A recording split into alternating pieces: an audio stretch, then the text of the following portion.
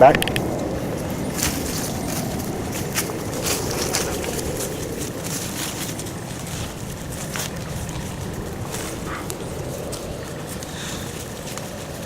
Sit.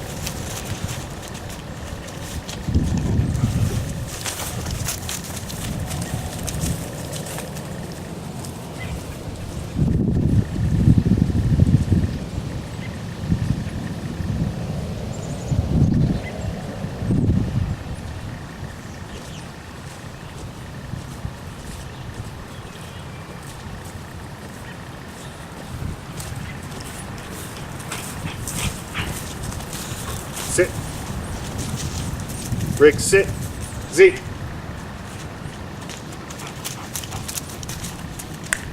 Sit. Down. Briggs, down.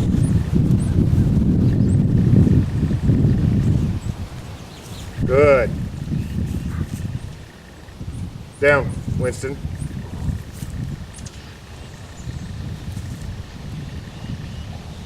Come.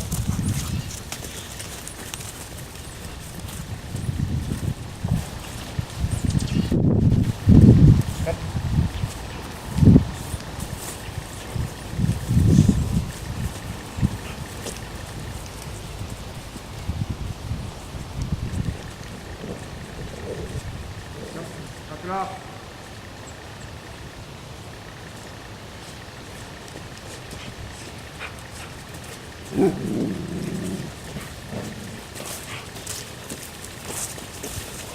Sit. All right, so we have Lucas and Winston both here together. They're both doing really good. No fighting, no growling. Nope. Sit. Good. No growling, no fighting. We have the other dogs out here walking around with everybody. And so far, so good. Winston is more occupied with me than Lucas is. Lucas couldn't really care less about me right now, but that's okay as long as Winston cares about me more than he does this other dog sitting next to him, which normally he hates. Nope. Sit. So when you have two dogs that fight with each other, when I do these kind of little exercises with them, I'm not really training them to do anything, but I do want the dogs to realize that I'm in control of everything. There's no reason for them to fight and try to correct each other or try to be the higher dog up. I'm in control. I'm the boss. So what I say is going to go no matter what, which really kind of takes the pressure off of the dogs themselves to have to try to do that amongst each other. As long as they look at me, sit. As long as they look at me as the one that supplies them with everything. I supply them with their walks. I supply them with their food. I supply them with everything. It has to be sit. Has to be very structured when you have two dogs that don't get along. And as you can see, Lucas has a lot of work still to do on just his attention span and his obedience and his discipline. But if I'm going to have two dogs in the same house that are wanting to fight each other, first things first is we got to establish a lot of rules, a lot of boundaries. You know, there's no dogs getting on the furniture. If I call one dog over, I don't need both of them coming over. I don't need barking and excitement when somebody comes to the door. I want calm,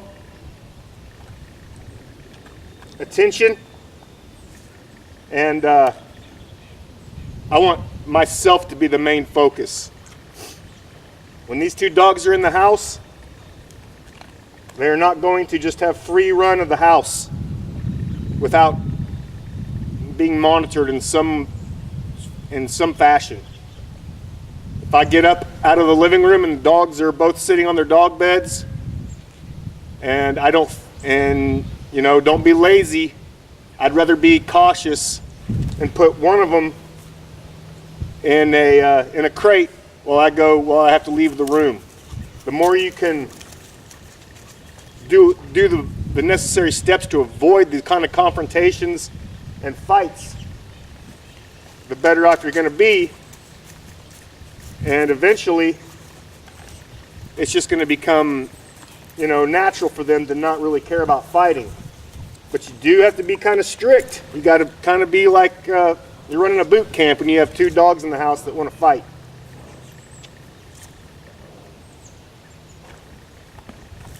We're going to take them for just a little walk right now so you can see how they all are. Again, Lucas and Winston are right next to each other. No muzzles, nothing, just leashes. If something was to happen, I could get both of them and lift them apart with the leashes. Come on. Heel. Good. Winston. Zeke. Taters.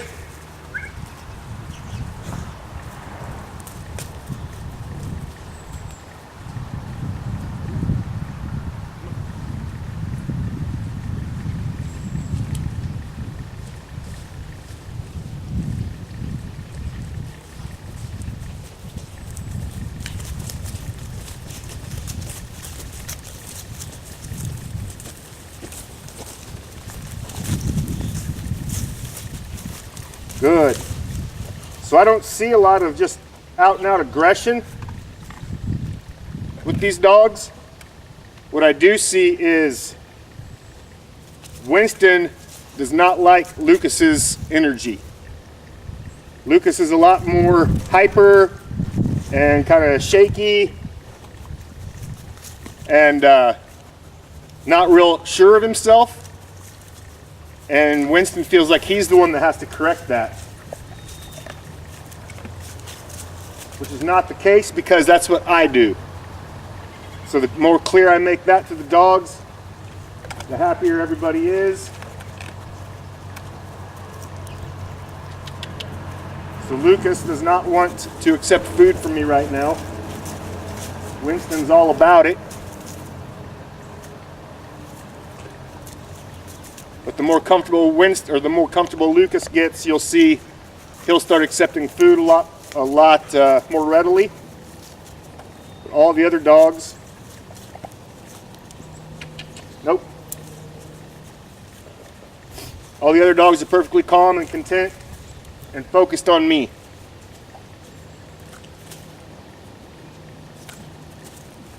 Nope. So if they missed, with Winston right there, he missed the food that I tossed him. Too bad. You're not going to run over there and grab it.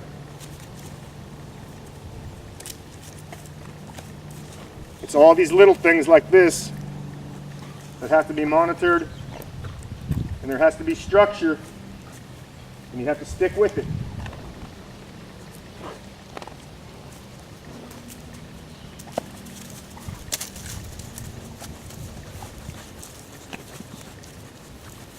All right, good boys.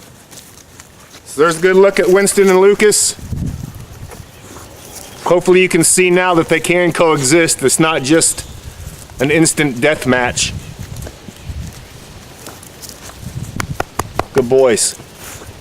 And it just takes a conditioning, and again, reiterating, I'm the boss here. So you can be authoritative.